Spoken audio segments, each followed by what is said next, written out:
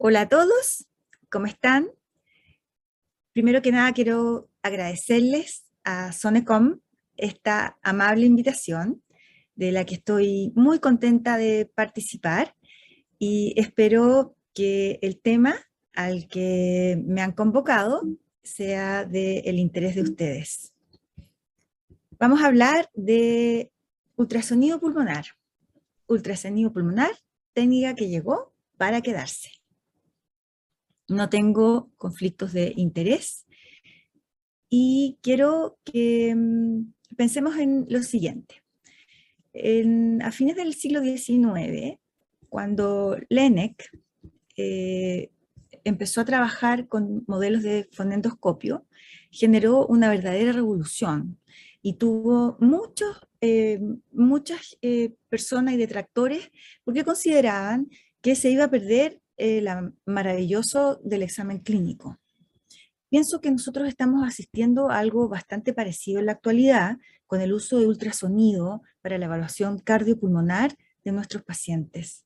Y pienso que el ultrasonido para ustedes ya es muy útil, como ustedes pueden ver aquí, se está realizando un test de esfuerzo con dobutamina, y entonces tenemos acá la fase inicial antes de la carga del inótropo, y ustedes estarán pensando, pero se está equivocando de tema, Carolina está hablando de otra cosa.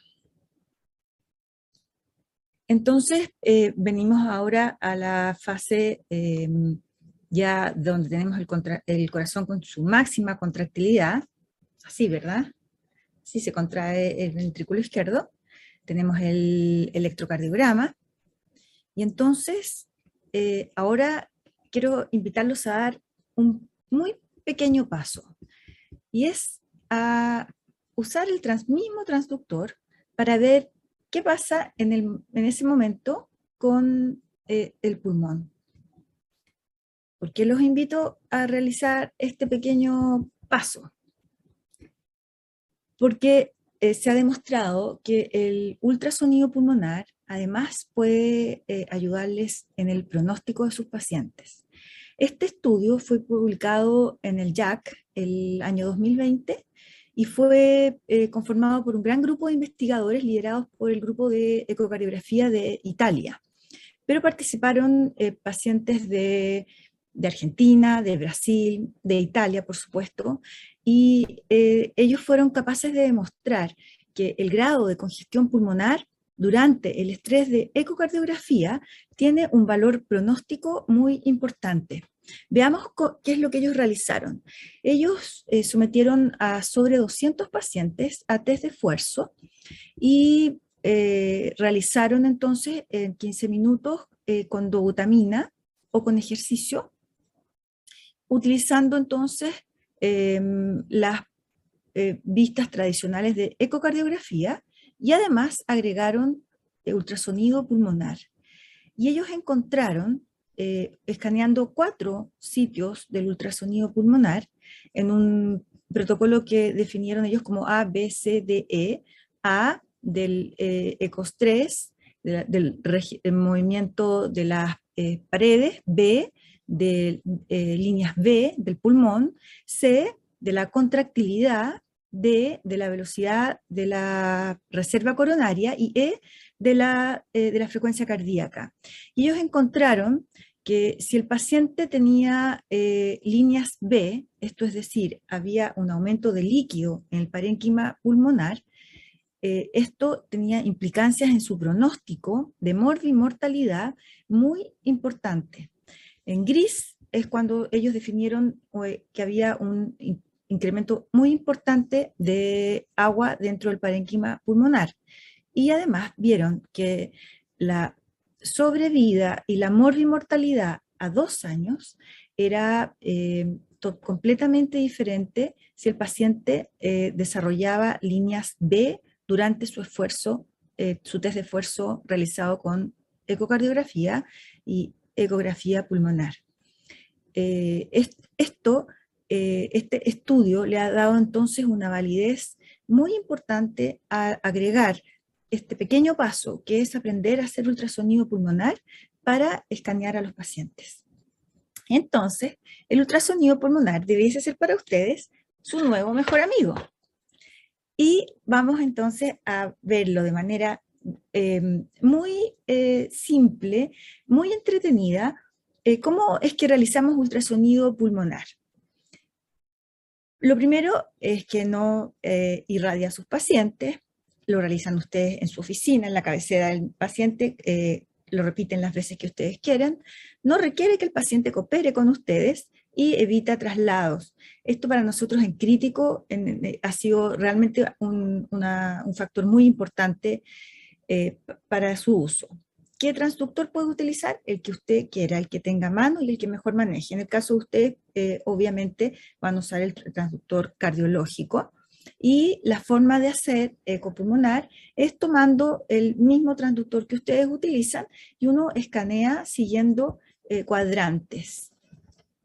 Uno divide el tórax en distintos cuadrantes y va entonces viendo cómo van apareciendo las imágenes que son artefactos de la pleura.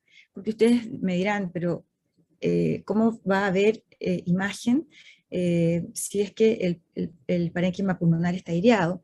Y sucede que vamos a interpretar artefactos y cuando hay patología aparecen entonces las imágenes que corresponden a los diagnósticos que vamos a hacer con ecografía pulmonar.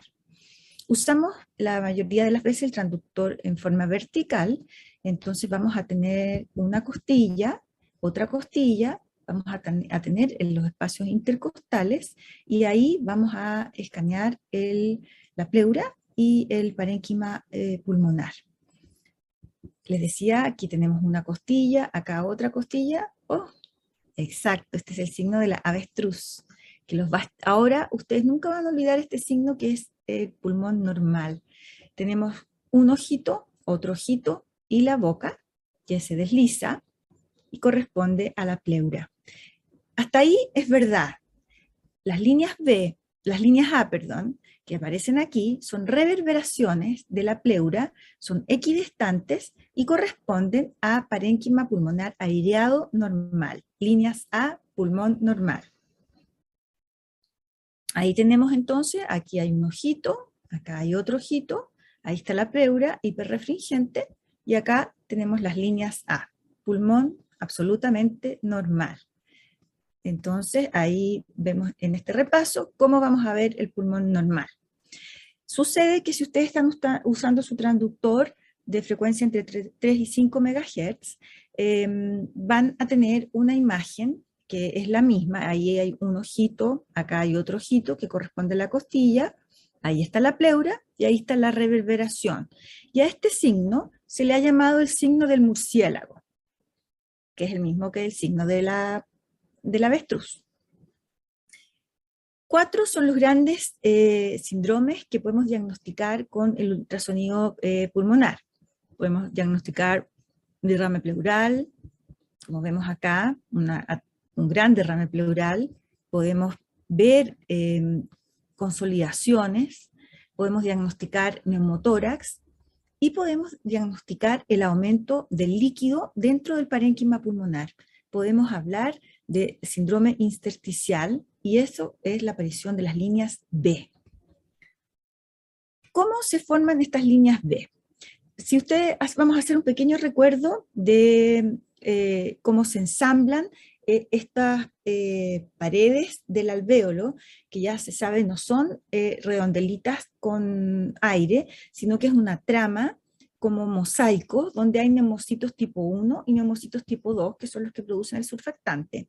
Entonces, esto se ensambla como estos mosaicos que tienen una capacidad y una elastancia muy grande y son capaces de enfrentar grandes cambios de presión.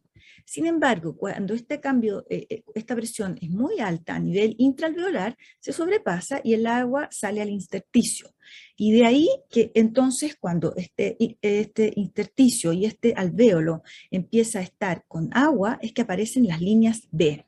que son líneas hiperecoicas y rectas que van desde la pleura hasta la base de la pantalla, demuestran entonces agua acumulada en el alvéolo y borran las líneas A. Lo que sí permanece es la pleura, que sigue deslizando. Entonces, ¿qué es lo que va a pasar ahora? El haz de ultrasonido va a atravesar dos interfaces, va a atravesar todo el espacio intercostal, la pleura, pero ahora se va a encontrar con agua. Y entonces este cambio en la impedancia acústica es la que les va a permitir a ustedes eh, obtener ecos y entonces obtener estas imágenes que se van formando que corresponden a las líneas B. Ahí tenemos un parénquima que está aireado, líneas pleura, líneas A. Y acá tenemos un parénquima que está lleno de líquido, entonces tenemos líneas B. Aquí, en vivo y en directo, entonces, un ojito, una costilla, otra costilla, acá tenemos los músculos intercostales y acá tenemos la pleura y tenemos las líneas B. Súper fácil, ¿verdad? Podemos contar las líneas B, y acá tenemos 1, 2, 3, 4, y acá habría una quinta. En tiempo real, entonces, si contamos 1, 2, 3, 4, 5, 6, 7, 8 líneas B. Se supone que va a aparecer pronto un software que va a contarles las líneas B de manera automática. Las líneas B son muy dinámicas y permiten monitorizar la terapia y va a poder discriminar respondedores y no respondedores. Por ejemplo, a diuréticos. Entonces ustedes en plazos tan cortos como 30 minutos pueden ver qué paciente va a responder a diurético y qué paciente no va a responder a diurético. Entonces esto puede determinar que ustedes, por ejemplo, no reingresen a un paciente o reingresen a un paciente por la presencia de líneas B. Es un factor pronóstico al alta y pueden aparecer a pesar de que el paciente tenga una fracción de eyección normal. Y esto es bastante lógico, porque ustedes si piensan, se intenta preservar la contractilidad del ventrículo izquierdo a expensas de que crezca la aurícula, de que el pulmón se llene de líquido, porque al final del día lo que necesitamos es conservar el gasto cardíaco. Entonces, como yo les decía, se hace para escanear el pulmón cuadrantes, aquí antero superior, antero medio, antero inferior, medio superior y cuadrante posterior en ambos pulmones. Y uno va contando las líneas B que aparecen y se hace una sumatoria total. En este caso tenemos 11 en el pulmón izquierdo, 5 en el pulmón derecho, y entonces se supone que el punto de quiebre es sobre 30. Con sobre 30 líneas B ustedes están seguros que tienen un patrón intersticial severo. Podemos dar aval al uso del ultrasonido, ya que la Sociedad Europea lo ingresó dentro de su protocolo de falla cardíaca, ecografía cardíaca y también pulmonar. En el ambulatorio, ¿qué les puede servir a ustedes?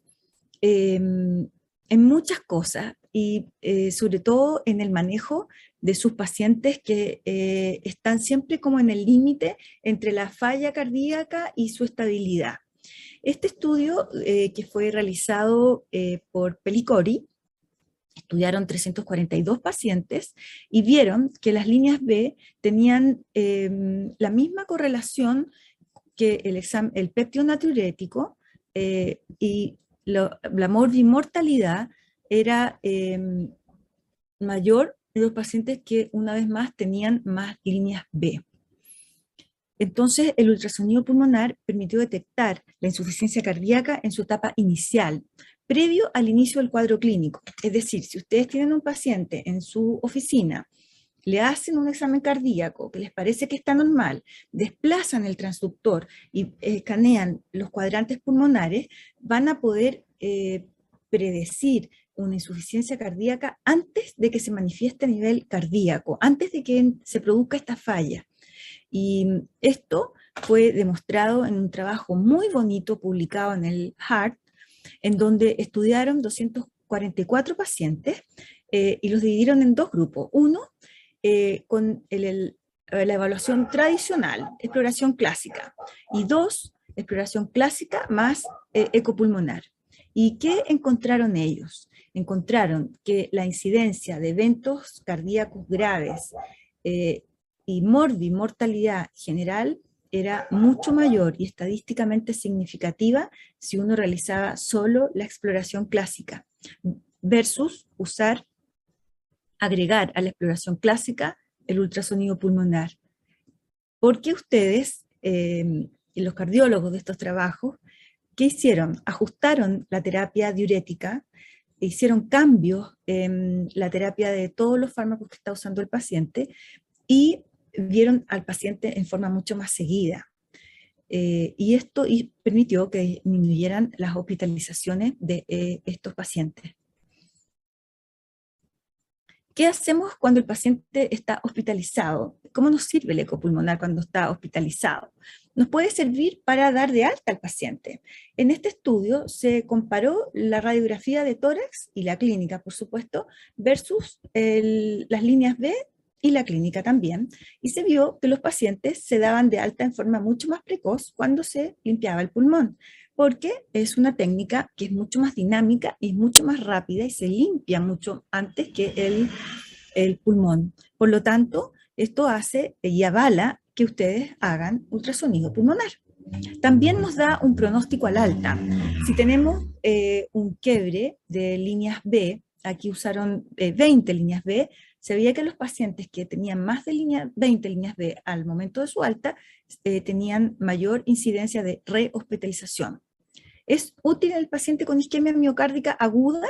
Sí, sí es útil. Se estudió en pacientes con infarto de pared anterior y se vio que los pacientes que presentaban líneas B, es decir, había más cantidad de agua dentro del parénquima pulmonar, y esto motivado por la falla del ventrículo izquierdo, los pacientes que tenían más líneas B tenían un peor pronóstico, fíjense, hasta 40 meses después de su infarto.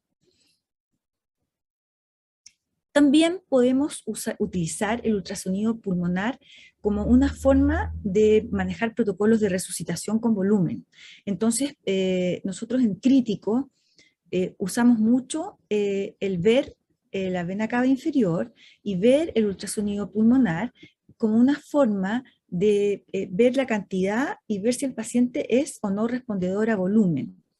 Y en esta curva que hace un símil de Frank Starling, podemos ver que en esta parte, cuando tenemos líneas A, el paciente va a ser un respondedor a volumen. Y en esta parte de la curva, cuando ya tenemos líneas B, el paciente no es un respondedor a volumen. ¿En qué les puede servir a ustedes en su práctica, en su oficina?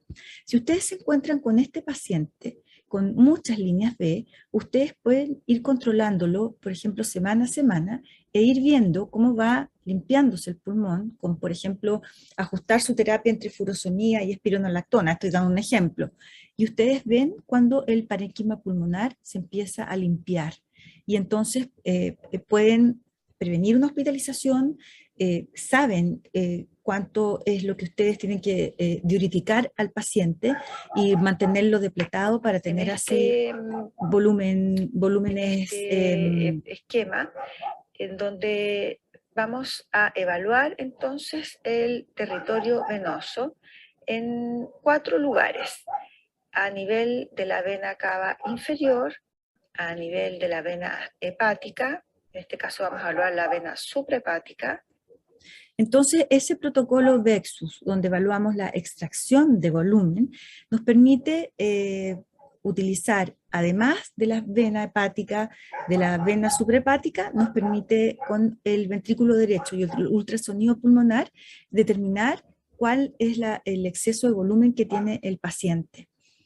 En conclusión, entonces, espero que se hayan entusiasmado con el tema, que se hayan dado cuenta lo simple y fácil que es de realizar, y espero que hayan podido ver la gran cantidad de nueva información que el ultrasonido les puede dar.